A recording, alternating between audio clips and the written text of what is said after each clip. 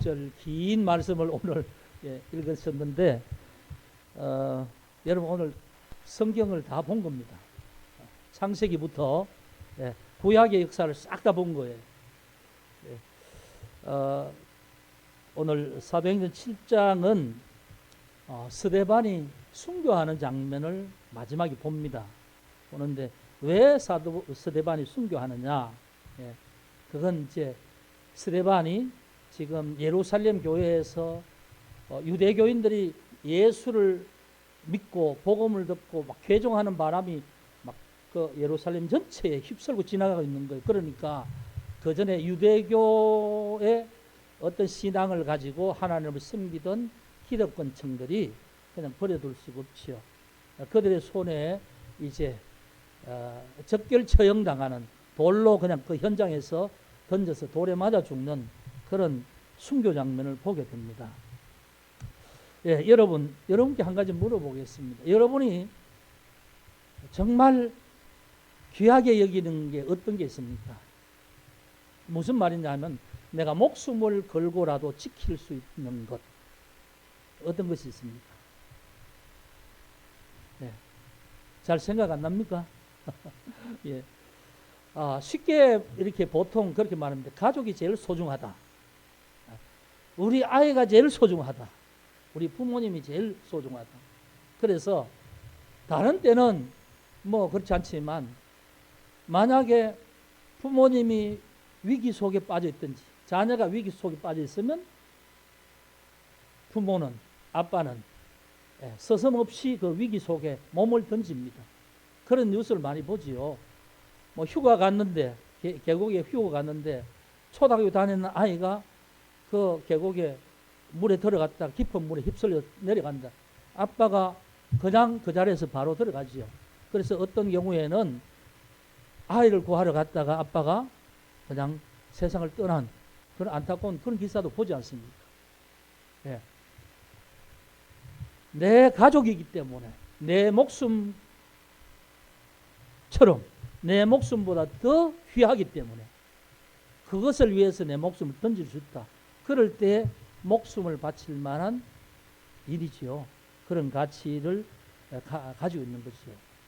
여러분, 오늘 스데반의 순교가 그렇습니다. 오늘 이제 이 긴 말씀을 일일이 한 절 한 절 말씀드리지 못하고 전체를 이제 종합해서 말씀드릴 텐데, 오늘 구약 이 아브라함, 이스라엘 백성들이 자기들 조상이라고 고백한 아브라함을 하나님이 부르셨다. 거기서부터 스데반이 공회에서 연설을 하면서 설교를 하면서 거기서부터 시작하고 있어요.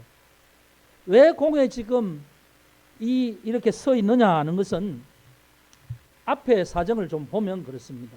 우리가 예수님의 그 복음이 성령을 통해서 사도들의 입을 통해서 예루살렘 오순절에 예루살렘에 모여 있는 사람들에게 다 전파가 됐지요. 설교를 하지요.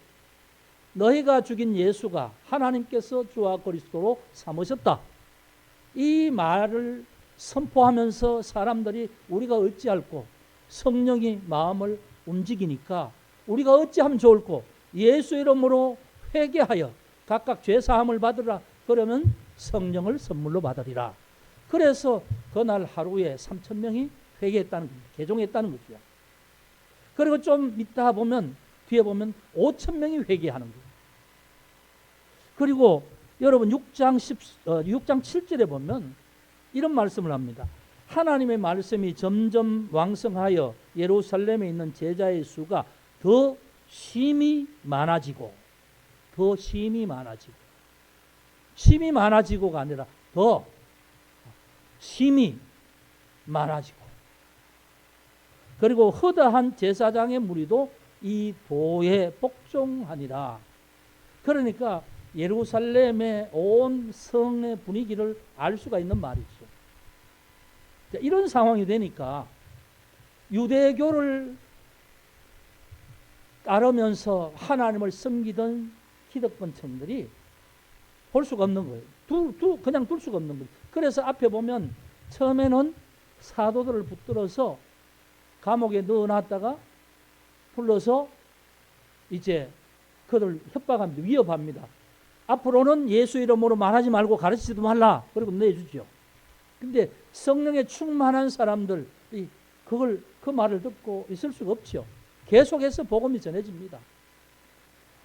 스데반도 오늘 말씀을 보면 6장 8절에 스데반이 은혜와 권능이 충만하여 큰 기사와 표적을 민간에 행하였다. 이런 말을 합니다. 스데반도 이제 7 집사로 세워진 스데반도 성령이 충만해서 처음에는 사도들이 하는 그런 말씀과 사도들이 기적을 행하고 했는데 이 스데반 집사가 기적을 행하는 거죠. 그러면서 이제 계속 이 복음의 역사가 확장되고 온 예루살렘이 시끌벅적한 거예요. 묻는 거예요. 아, 너 들어봤냐? 예수가 십자가에 돌아가시는데 부활했다는 거 들어봤냐? 다 들어봤어. 나는 믿기로 했어. 자네는 어떻게 할 작정인가? 이제 이런 말 하지 않겠어요? 예루살렘 도성이 얼마나 크겠어요? 지금처럼 수십만 있는 그런 도성이 아닐 것 아니에요. 그러니까 이제 온 도성에 이런 불의가 있으니까 이 기독권청이 이래서 안 되겠다는 거죠. 특단의 조치를 취해야 된다는 거예요. 그래서 이제 스데반을 취조하기 시작하는데 스데반이 고발된 내용이 뭐냐 하면 6장 11절 말씀 6장 11절 말씀을 한번 봅시다. 스데반의 죄목이 뭐냐 하는 것이 여기 나와 있어요. 사람들을 매수하여 말하게 하되, 그러니까 이 스데반을 어떻게 이제 하려고 죄를 뒤집어 씌우는데 거짓 정인을 세우는 겁니다. 그래서 사람을 매수하여 말하게 하되 이 사람이 모세와 하나님을 모독하는 말 하는 것을 우리가 들었다. 그렇죠? 모세와 하나님을 모독하였다. 그 다음 13장 13장이 아니고 13절입니다.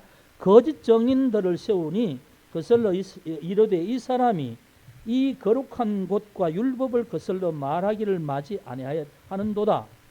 이 말을 하는 거죠. 거짓 정인들이 고발하는 죄목이 뭐냐면 이 거룩한 곳, 그게 뭐냐면 성전이 성전은 거룩한 곳이잖아요. 성전을 이제 거슬러서 멸시하고 무시했다는 거죠. 그 다음 또 한 가지는 율법을 거슬려 말하였다. 율법이란 말은 구약의 모세 오경을 중심으로 해서 유대교들이 다 믿는 구약 성경을 말합니다. 그러니까 두 가지입니다. 성전을 거슬려서 모독했고 하나님의 율법을 모독했다. 두 가지. 그러니까 이게 뭐냐 하면 그 기독권청의 어떤 논리대로 하면 하나님을 모독한 신성 모독의 죄니까 이것은 하나님 앞에 죽어야 된다는 거죠. 그 재판을 지금 받고 있는 거예요. 그 제목으로 끌려가서 공회 70명의 대제사장 대제사장이 올해 대제사장, 작년 대제사장 쭉 대제사장 가문들 있죠. 다.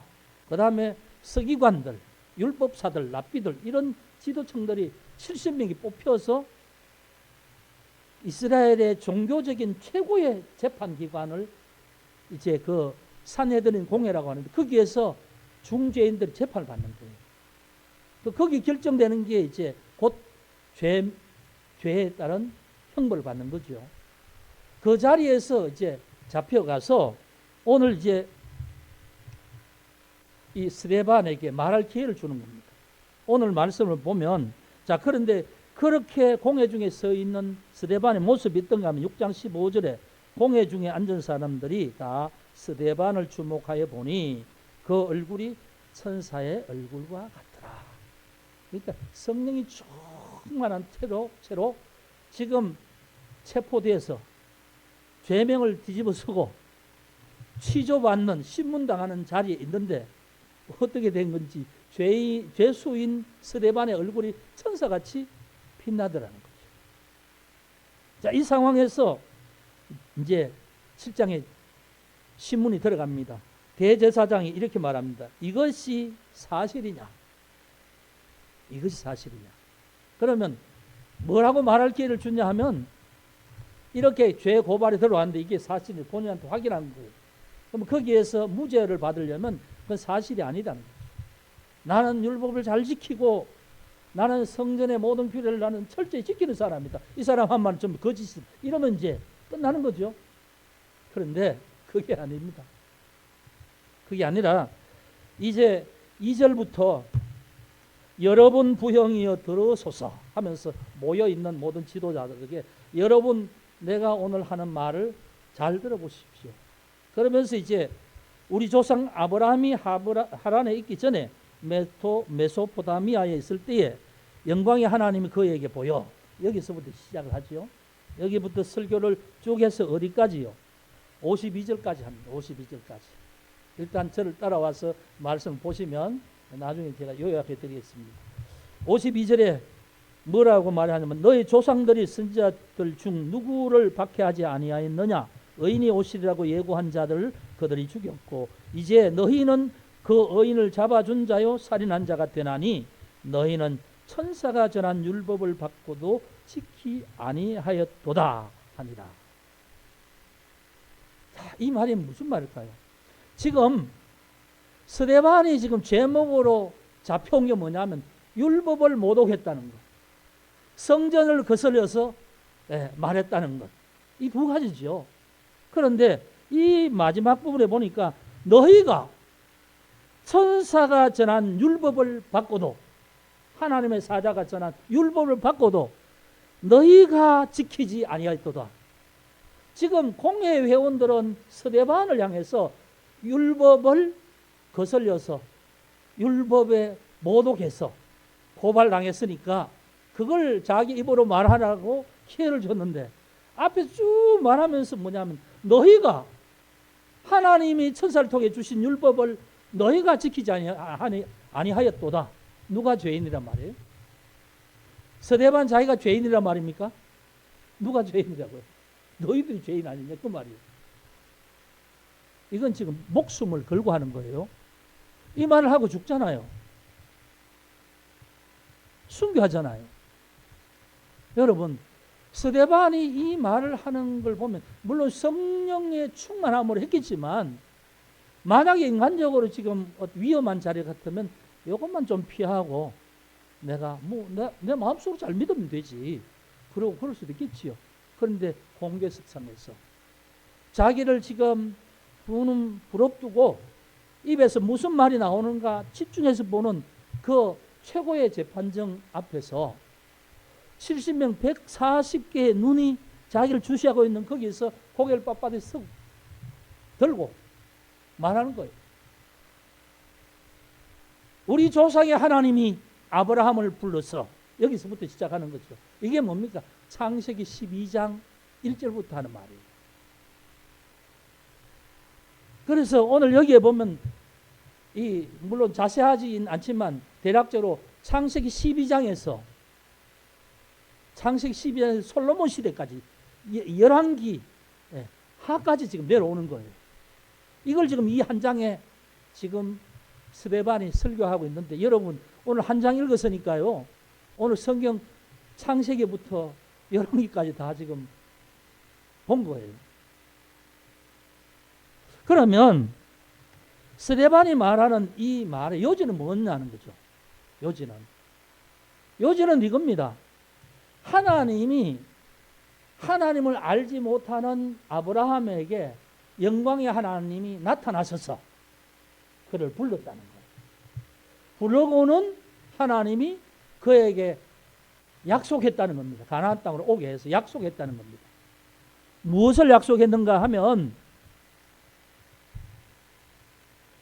5절에 여기서 발붙일 만한 땅도 유업으로 주지 아니하시고 다만 이 땅을 아직 자식도 없는 그와 그의 후손에게 소유로 주신다고 약속했다. 그러니까 하나님이 아브라함을 불렀어요. 불렀는데 아브라함은 이제 나그네죠. 원래 고향을 떠나서 왔으니까 땅도 없고 아무것도 없잖아요. 그런데 하나님을 믿고 따라왔죠. 하나님은 이렇게 말합니다. 아직 아브라함은 사례와 나이는 많지만 자식이 없잖아요. 자기 몸에서 난 자식이. 그런데 하나님이 이렇게 말하는 겁니다.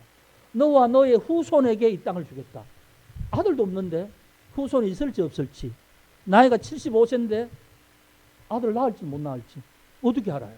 근데 하나님은 너의 후손에게 이 땅을 줄 것이다 약속을 했잖아요.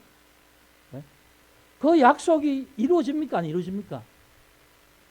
그 약속이 이루어지는 그 후손, 아브라함에게요 무슨 약속을 했는가 하면 창세기 12장을 한번 찾아봅시다. 한번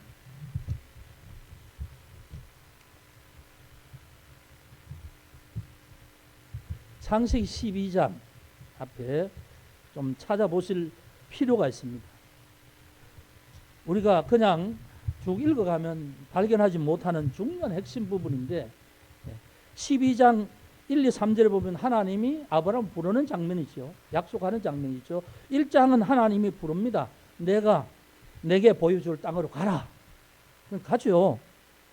그런데 2절에 이제 하나님이 아브라함에게 복을 약속합니다. 너로 큰 민족을 이루고 내게 복을 주어 내 이름을 창대하게 할 것이다. 온 세계에 내 이름이 전해질 것이다. 그 말이죠. 그 다음 너를 축복하는 자에게는 내가 복을 내리고 너를 저주하는 자에게는 내가 저주하리니. 자, 이렇게 하고 그 뒤에 땅의 모든 족속이 너로 말미암아 복을 얻을 것이라. 요 부분입니다. 요 부분. 요게 지금 뭐냐 하면 오늘 우리가 고약의 아브라함을 믿음의 조상으로 여기는 이유가 뭐냐 하면 믿음으로 말미암아 우리가 아브라함의 후손이라는 거예요. 영적인 후손. 그래서 우리는 원래 이스라엘 같이 하나님의 선택한 민족이 아니고 율법도 받지 못했지만 예수를 통해서 믿음으로 말미암아 아브라함과 접붙여져서 아브라함의 후손이 된 거예요. 이게 땅의 모든 족속이 너로 말미암아 복을 받을 것이다. 이 복이란 다른 복이 아니고 생명을 말합니다. 구원. 아시겠죠? 이게 중요한 겁니다. 그냥 읽으면 그냥 뭐 쭉쭉 넘어가지만 이게 이제 뭐냐 하면 구약 전체를 다 이렇게 관통하고 있습니다. 이것이 이제 이삭에게 야곱에게 계속 이 약속이 아브라함이 죽으면 아들 이삭에게 이제 족장이 계승이 되면 아브라함에게 이 약속을 줍니다. 또 야곱에게 이 약속을 하나님이 나타나셔서 나는 너의 아비 아브라함의 하나님이다. 내가 너에게 이 복을 주겠다. 이렇게 똑같이 말씀을 해요. 자, 이제 이렇게 약속을 한 것을 이루어 가시는 과정이 오늘 이제 7장에 보면 이 아브라함이 그렇게 이제 하나님의 부름 받아서 그렇게 갈 때에 땅은 후손에게 주겠다고 하고 그리고 이제 이 후손이 다른 땅에서 나그네가 되겠다. 400년 동안 객이 되겠다. 이 말씀도 하신다는 거죠. 아직 아들 낳지도 않았는데 그리고 할례하래서 할례를 했다는 거예요. 그러고 나서 내년 이맘때 아들 낳을 것이다 해서 이삭을 주시는 거예요. 그리고 그 이삭이 야곱을 낳고 야곱은 12아들 낳죠. 12아들. 그 12아들이 12지파잖아요. 이스라엘의 조상들이잖아요. 이스라엘은 나는 뭐 무슨 요셉, 나는 뭐 무슨 지파 있잖아요. 자기 12형제가 지파로 해서 이제 후손이 되는 거죠. 그리고 이제 그 12아들이 있을 때에 또 애굽으로 가는 장면도 말하죠. 기근이 있어서 애굽으로 갔다. 애굽으로 가서 요셉이 먼저 그 형제들의 미움을 받아서 먼저 가고 그다음 나머지 형제들이 이제 기근이어서 곡식이 없는데 애굽에 있다 하니까 보내서 이제 서로 알게 되었다. 이게 이제 나와 있죠. 그런 내용이 있습니다. 그리고 거기서 이제 가서 애굽에서 이제 야곱은 죽죠. 야곱은 죽지만 다시 나중에 야곱과 요셉이 죽지만 출애굽할 때에 그 뼈들을 전부 다 옮겨서 막벨라굴에 장사하지 않습니까? 그런 걸 지금 스데반이 지금 여기 있는 모든 공회의원들은 말을 하는 거예요. 그러면 이 사람들이 구약에 아주 말하면 도통한 사람이에요. 하나님 말씀에 율법에 도통한 사람들인데 이 사람들이 몰라서 이걸 지금 장황하게 얘기하겠어요? 이유가 있습니다. 그래서 이제 그렇게 애굽에 가서 민족이 되었는데, 민족이 되고 난 다음에 애굽에서 새 왕이 나서 이제 아이들을 죽이는 장면도 여기 나오잖아요. 이게 출애굽기 1장의 상황이죠. 그런데 그때에 하나님 때가 되어서 모세를 태어나게 했는데 석 달 동안 길러다가 바레 공주의 자식으로 길러졌다. 그러다가 자기 동족이 위험에 처하는 걸 보고 그냥 그 동족을 괴롭히는 애굽 사람을 죽였는데, 나중에 자기 동족이 그것을 밝혀버리는 거죠. 그래서 도망자가 되어서 미디안에 갔다. 그런 얘기까지 하잖아요. 자, 그렇게 해서 이제 모세가 다시 이스라엘 백성들을 애굽에서 그걸 하는데, 이 모든 게 뭐냐면 하나님의 약속이 이루어진 것이다 하는 거죠. 자, 스데반은 이 율법을 뭐라고 보냐 하면 하나님의 약속으로 보는 거예요. 이해가 됩니까? 하나님이, 자, 율법은 모세에게 줬잖아요. 그런데 모세 이전에 하나님이 아브라함을 불러서 약속한 것을 다 이루시잖아요. 그리고 모세에게 율법을 준 모든 율법이 있지만 모든 하나님의 말씀을 주셨잖아요. 하나님의 말씀을 주셨는데 그 말씀 전체가 뭐냐 하면 하나님의 약속이라는 거예요. 하나님이 후손을 통하여서 땅을 얻게 하고 하나님의 후손을 통하여서 이제 민족이 되고 하나님의 때가 되어서 하나님 구원을 이루어 간다는 그것이 이루어지는데, 자, 그래서 이제 이 율법을 이제 이렇게 설명을 하면서 이제 여기에 모세가 광야에서 40년 동안 있었다는 그 상황을 얘기하죠. 그러면서 이 성전에 대한 얘기를 합니다. 지금 스데반은 성전을 지금 무너뜨리는 성전의 질서를 무너뜨리는 자다. 이것이 지금 한 가지 문제고, 하나는 율법, 구약의 하나님 말씀을 어지럽히 여기는, 신성 모독하는 것이다. 두 가지 제목인데 두 가지 제목에서 자기를 변호하는 내용인데요. 이제 이래서 이제 여기에서 이 스데반은 구약에 있는 말씀은 하나님의 약속의 말씀이고 때가 되면 성취되는 것이다. 이걸 지금 쭉 얘기하는 거예요. 아브라함이 하신 약속이 민족이 이루어졌고, 또 아브라함의 약속을 따라서 이스라엘 민족을 애굽에서 구원하여 내고, 구원하여 내는 과정 가운데서도 하나님이 이제 가나안 땅에 가리라 한 말씀대로 인도하는데, 문제는 뭐냐 하면 이스라엘 백성들이 하나님의 역사를 보고서도 안 믿는다는 거예요. 예? 그래서 광야에서 뭐 짐승을, 우상을 만들어서 절하고 그렇게 하지요. 하나님은 약속을 하시고 지키는 분이신데 오히려 이스라엘 백성들이 하나님을 거역하고 우상을 섬겼다. 그래서 보면 광야에 너희가 희생 제물을 드린다고 했지만 실상은 많은 부분에서 너희는 우상을 섬긴 것이다. 이런 말씀을 하는 거예요. 그 성막이 나중에 이제 여기 보면 여호수아 때에 광야에 40년 성막을 가지고 다니다가 가나안 땅에 들어가잖아요. 그래서 거기 성막을 그대로 두고 한동안 성막을 못 짓고 그냥 거기서 생활하죠. 실로 성전 이렇게 해서 이제 성막이 있는 곳에서 제사를 드리고 한단 말이에요. 그런데 이 성전이 나중에 뭐냐 하면 다윗이 예루살렘에 시온산에 성전을 지으려고 준비를 하는데 하나님이 너는 전쟁을 해서 사람의 피를 많이 흘렸으니 성전 짓지 마라. 그 너의 아들 대에 성전을 지을 것이다. 그 솔로몬이 성전을 짓죠. 짓는데 하나님 뭐라고 말씀하시냐면 내가 성전을 짓는 건 참 기특하다. 그런데 내가 집이 없어서 너가 지은 집에 내가 그 속에 들어가 있겠느냐? 내가 하늘에는 없고 땅에는 없겠느냐?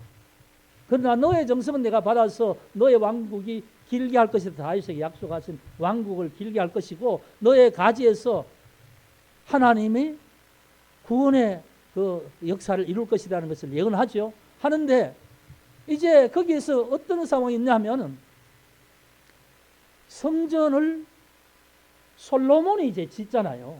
그리고 솔로몬이 또 배반하죠. 우상을 섬기지요. 그러면서 이스라엘 백성들이 하나님의 성전을 지어놓고는 하는 일들이 뭡니까? 제대로 제사 드리는 것도 아니고, 예, 그 다음에 나중에는 성전 제사도 제대로 못 드리니까 북이스라엘 남유다가 뭐 아수르에 망하고 바벨론에 망하잖아요. 이게 이스라엘 역사 아닙니까? 그런데 돌아와서도 성전을 잘 섬긴다고 하면서 하는 이 기득권층들이 뭐냐 하면 사실은 성전의 질서를 하나님 기뻐하시는 모습으로 하는 것이 아니고 보이는 껍데기를 붙들고 있는 거예요. 왜냐하면 대제사장과 제사장들은 성전의 제사를 통해서 먹고 살잖아요. 그러면 성전에 제사 드리러 오는 사람들이 제물을 가지고 오겠지요. 제사를 드리고 피해 제사를 드리고 제사장에게 주면 그걸 이제 몫을 나누어서 먹겠지요. 근데 그것뿐만이 아니라 그게 엄청난 이권들이 있어요. 예수님 계실 때에. 성전 그 뜰에 어떤 사람이냐면 환전상이 있습니다. 외국에서 오는 사람들이 돈을 유대 통용되는 돈을 바꿔서 재물을 사야 되니까 만약에 지중해 건너서 뭐 터키에 있든지 어디 있든지 아프리카에 있든지 오면 순례자들이 재물을 사서 해야 될 것 아니에요. 그러면 거기에 차액을 이문을 받는 거예요. 사람을 봐가면서 뭐 좀 재물이 제대로 성하지 않는 것도 막 팔아버리고 그런 거예요. 그래서 이제 이문을 받아서 이 장사치들이 뭐냐 하면 누구에게 뇌물 주겠습니까? 제사장들의 뇌물. 이게 부패 카르텔이 성전 중심으로 이스라엘에 다 이루고 있는데 개인이 뭐라고 할 수 없는 거예요. 예수님도 그걸 신랄하게 비판했잖아요. 성전이 무너질 것이다. 그리고 성전 안에서 환전하는 사람, 비둘 파는 사람 다 내쫓지 않습니까?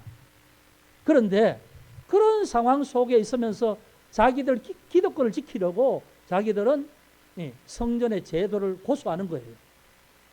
하나님을 위해서가 아니라. 근데 그 질서를 파괴하는 자가 나타났으니 가만둘 수가 없잖아요. 그러니까 죽이는 거죠. 지금 그걸 말하는 겁니다.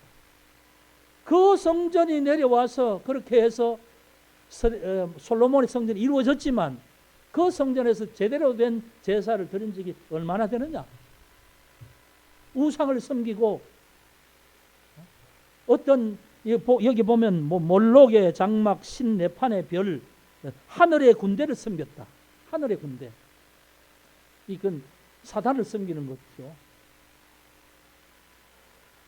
이렇게 성막을 거스른다고 나를 고발해서 내가 그 제목으로 썼지만 내가 여기서 스데반이 하는 말은 뭐냐 하면 내가 성전을 거스러서 모독한 것이 아니고 당신들이 성전을 통해서 더러운 이익을 취하려고 하나님 원하시지 않는 그런 모든 행위를 성전을 통해서 다 한 도둑놈들이 아니냐 그 말이에요. 한마디로.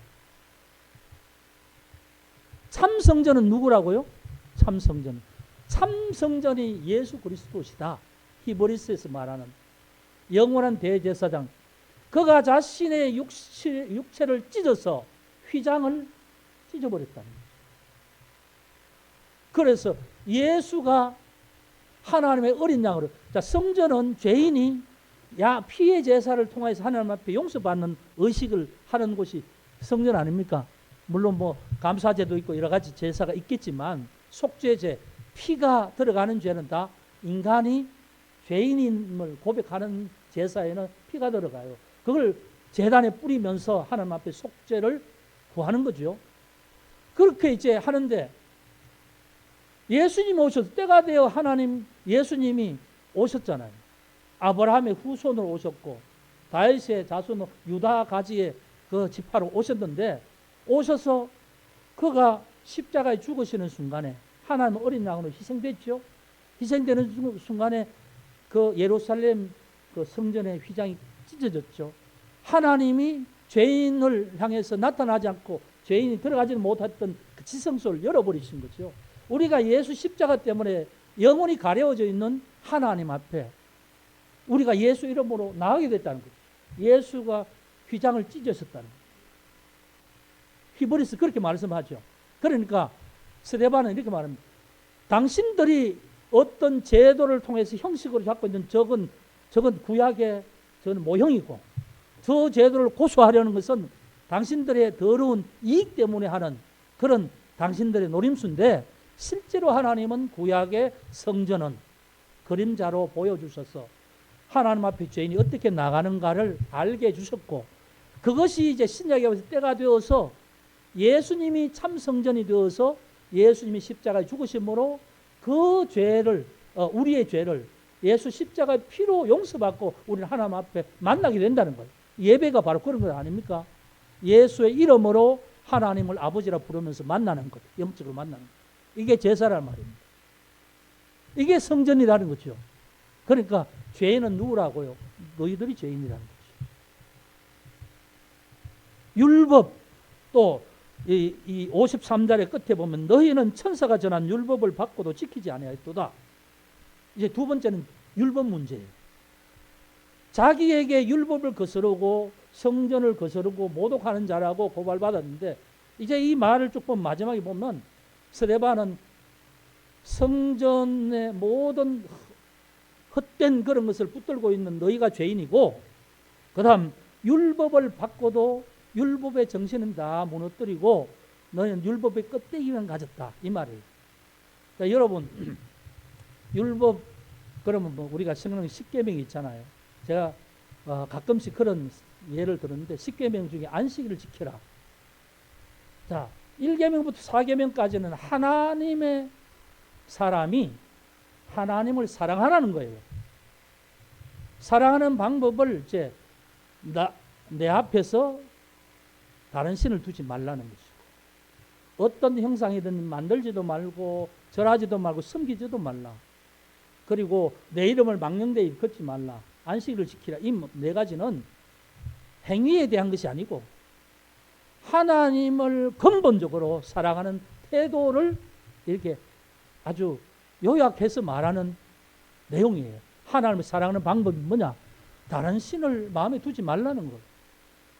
다른 신의 모양을 만들지만 하나님은 모양으로 하나님이 나타난 분이 아니라는 거죠. 하나님의 이름을 거룩하니까 모독하지 말라는 겁니다. 안식일을 지키라는 것은 안식일을 지켜서 그냥 쉬라는 말도 아니에요. 안식일에 하나님의 은혜를 기억하고 살라는 거예요. 그래서 하나님과 만나고 하나님과 관련된 일에 집중하라는 거예요. 그래서 여러분, 안식일의 정신이라는 게 그런 것인데, 그 구약의 율법이 내려오면서 바벨론 포로가 되고 돌아오고 하면서 이제 장로들이 유전을 계속 내려놓은 거예요. 훌륭한 어떤 스승들이 이제 율법을 자기의 몸으로 실체로 몸소 실천했던 것을 기록하면서 그게 이제 전통이 되어버린 거예요. 예를 들면 이런 겁니다. 안식일을 일하면 안 돼. 일하면 안 돼. 그럼 일하는 게 뭐냐? 이렇게 될 거 아니에요. 그러면 이 안식일에 밥해서 자기 입을 위해서 밥을 하면 안 된다. 부엌에 아궁이에 불이 연기가 나면 안 된다. 이게 일하는 거니까. 자기를 위해서 일하면 안 된다는 거예요. 두 번째는 오리 이상 걸어가면 안 된다는 거예요. 오리라는 말은 2km. 일상생활 하루 종일 움직여도 2km 이내 움직여야 된다는 거예요. 왜? 2km 넘어가면 일이라는 거예요. 그럼 2km가 어디까지인지 어떻게 압니까? 그 다음 뭐 안식일에는 양이 구덩이에 빠지면 양은 구워낼 수 있지만 사람은 구덩이에 빠지면 구해낼 수 없다. 왜? 일이니까. 안식일에는 환자를 고칠 수 없다. 왜? 일이니까. 이게 말도 이 얼토당토 하는 말이잖아요. 오늘 우리가 상식대로 생각해도. 근데 이걸 하나님 앞에 지켜야 할 율법이라고 장로의 유전이라고 그렇게 가르치고 하는 거예요. 심지어는 예수님 안식일에 이제 베다니에 갔다가 제자들 배고파서 그 밀밭 사이로 가다가 밀이삭을 해서 이렇게 손으로 찧어서 훅 불고 먹으니까 왜 추수하느냐 그 말이에요. 이게 율법주의자들이 말하는 율법을 지키는 항목이란 말이죠. 여러분 그거 한다고 하나님 기뻐하시겠어요? 근데 이스라엘에서는 이 율법의 형식주의에 너무 들어가서 율법을 주신 이유는 잊어버리고 형식을 지키면 잘 지켰다. 당신은 의롭다. 그렇게 하고 뭐 한 가지 뭐 범하면 율법을 왜 안 지키는 죄인을 만드는 것이죠. 그러니까 율법을 전혀 하나님이 이스라엘에게 율법을 주신 생각을 하지 않고 그저 나는 율법을 지켰다. 나는 하나님의 택한 백성이다. 나는 할 일을 했으니까 하나님의 백성이고 너는 이방인이니까 이방인은 하나님의 심판만 있을 뿐이야. 이렇게 이제 얘기하는 거예요. 그걸 지금 스데반은 천사가 준 율법을 너희가 어떻게 했다고요? 지키지 아니하였다. 그러니까 오늘 이 7장 2절에서 53절까지 말은 이 두 가지 자기의 덮어선 죄목에 대해서 거기 모든 유대교의 지도자 앞에서 바로 당신들이 이 죄를 지은 사람들이다. 내가 죄를 지은 것이 아니라 당신들이 죄인이란 말이에요. 그러니까 이 말을 듣고 가만히 있겠어요? 54절 봅시다. 여러분 이제 이 정도로 말씀을 듣고 여러분이 이제 한번 7장을 읽어보시면 7장의 흐름과 함께 쭉 내용을 이해하게 될 겁니다. 그들이 이 말을 듣고 마음에 찔려 그를 향하여 이를 갈거늘. 네, 그렇죠. 이제 이를 갈겠죠. 그리고 57절에 그들이 큰 소리를 지르며 귀를 막고 일제히 그에게 달려들어서 돌을 치는 겁니다. 성 밖으로 이끌어서 돌을 치는 거죠. 그리고 그 자리에 사울이 있는 겁니다. 이렇게 해서 스데반이 순교하는 겁니다. 자, 그러면 스데반이 이렇게 자기가 가장 귀한 것을 위해서 목숨을 지불하잖아요. 네? 스데반의 순교는 그런 거죠. 자, 그러면 여기서 한번 생각해 봅시다. 우리는 가장 좋은 것을 위해서 내 목숨을 바칠 만한 가장 귀한 가치가 무엇인가라는 거예요. 여러분 뭐가 귀합니까? 자식이 귀합니까? 아니면 남편이 귀합니까? 돈이 귀합니까? 뭐가 귀합니까? 예수 믿는 자로서. 그럼 다시 묻습니다. 나는 예수 믿는 자로서 예수가 여러분의 이 손가락 5번째 중에 몇 번째 손가락이 들어갑니까?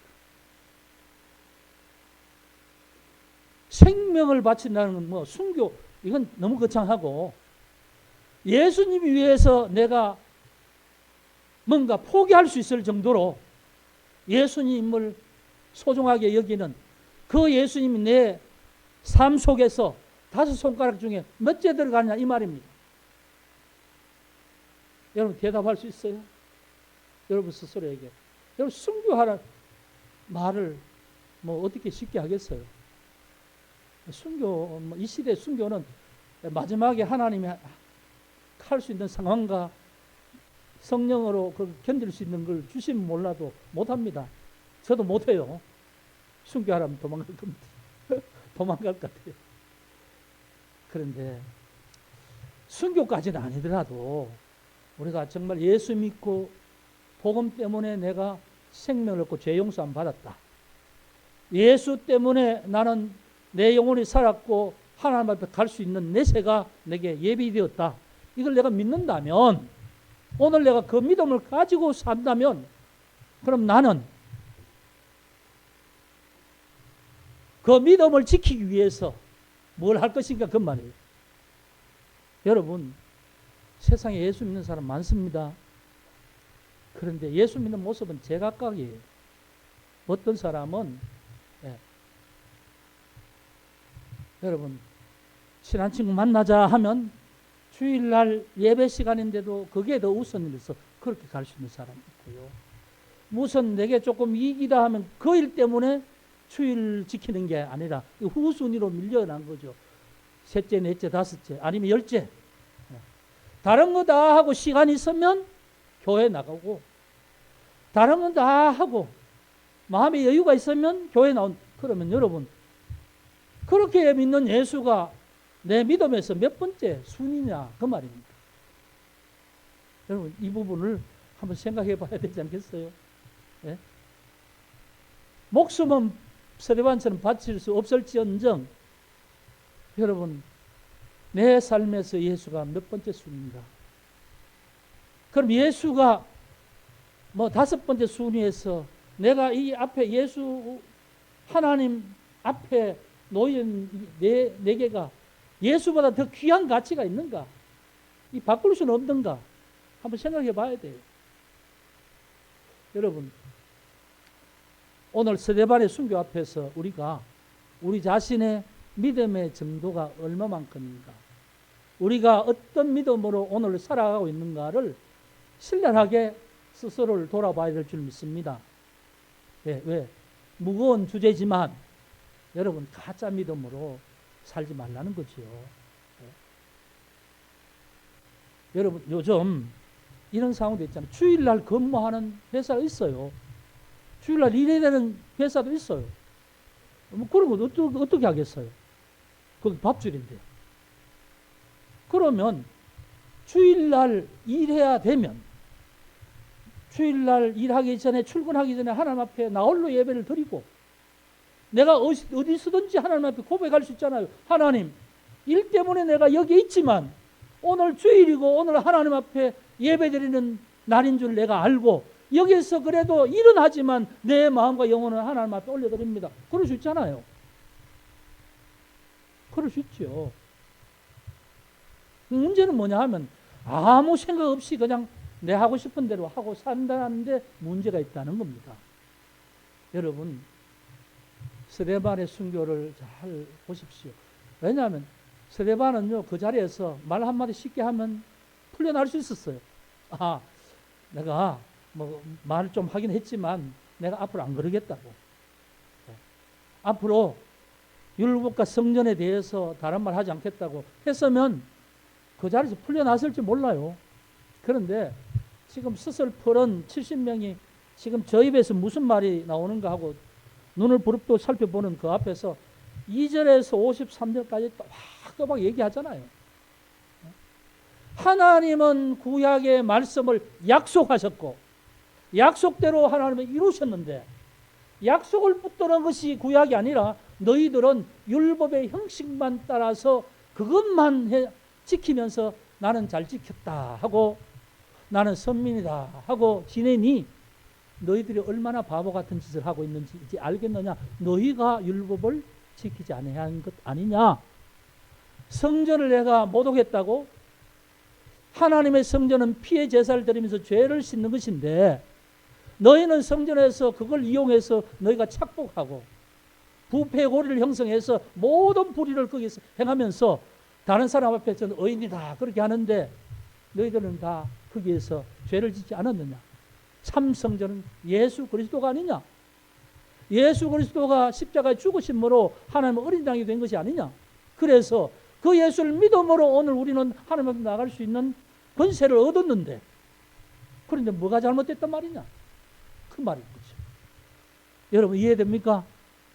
왜 순교했는지 두 가지 제목의 이 7장은 구약의 역사를 쭉 얘기하면서 구약의 모든 하나님의 말씀에 대해서 오해하고 자기들의 방법대로 인간적인 방법대로 전부 다 변형시켜서 한 이런 유대인들 기독권청 종교 지도자들 향해서 신랄하게 비판한 목소리예요.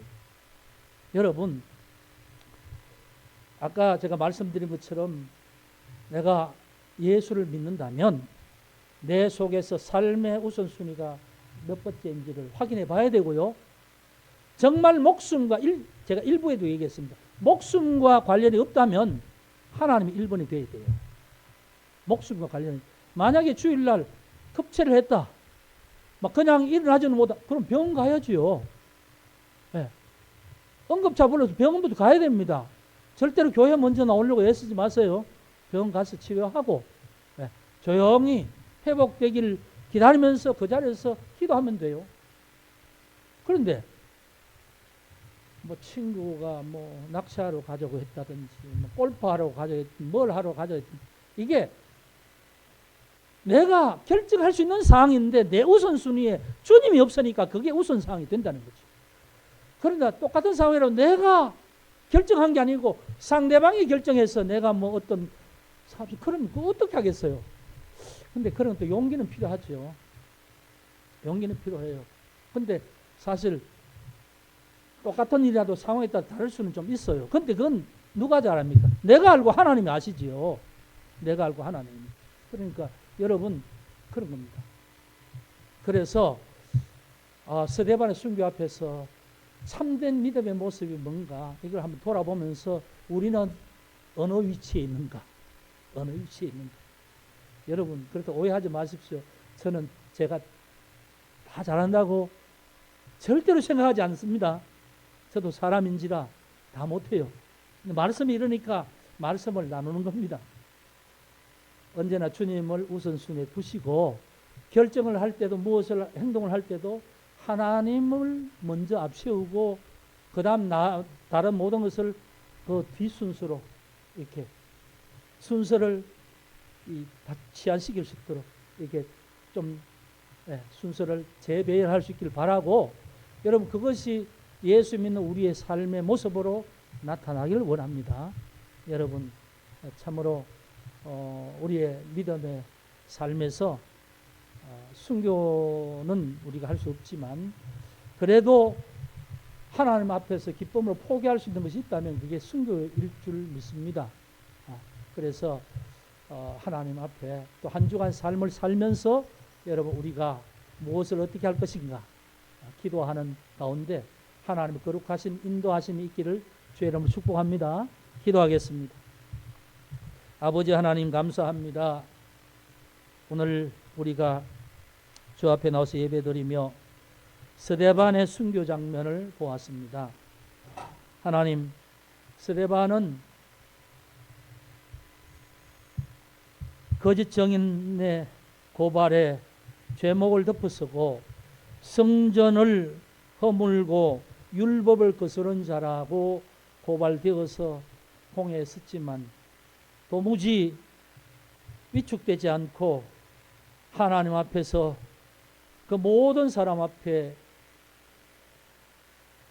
신랄한 그런 말씀으로 그들의 심장을 찌르고 있습니다.